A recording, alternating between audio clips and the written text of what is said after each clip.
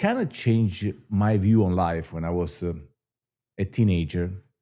So in Italy, during Carnival, used to go around city with dress up as some masks and stuff, and usually you behave very bad. It's almost like you know Halloween here, trick or treat, but it's a more gang style. You go with your friends, other friends go with their friends, and you meet them in the street. And sometimes you fight with oranges, sometimes you fight with the water balloon, eggs, and flowers, all the stuff that make a mess. But most likely, nothing happened very, very dangerous. Well, I was going back home, and when I came to my house, something weird about it. I hear my mom crying in the kitchen.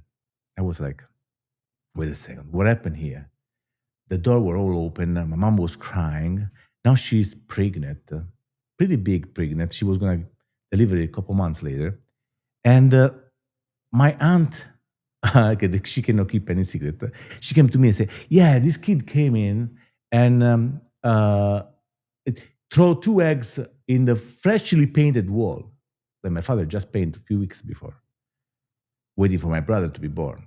And my mom said, Anna, why you say that to Marco? You know how it is. Okay.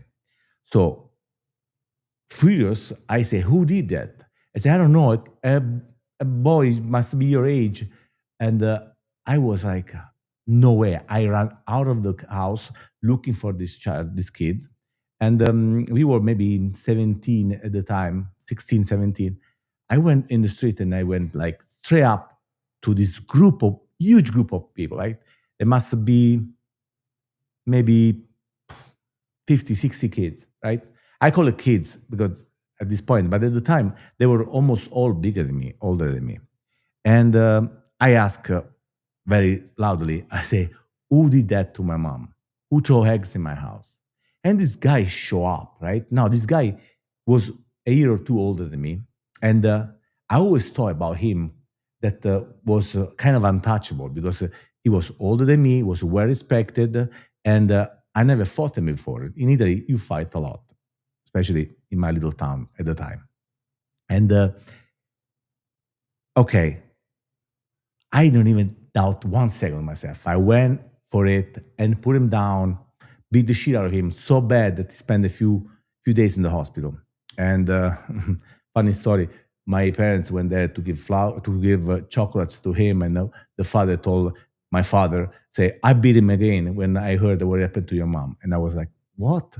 So, but the fact is, I went against 60 people that could have lynched me easy, but I was no scared. I was just doing it because it was the right thing to do in my mind to revenge my honor, my family, my mom, and my young brother was not even born yet.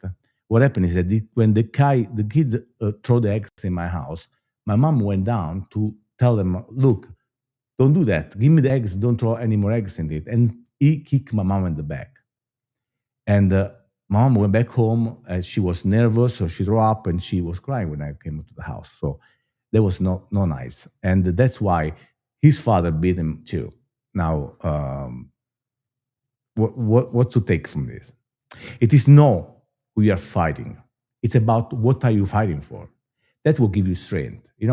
Like let's go back to biblical time. David wasn't thinking about how big was Goliath when he was fighting him.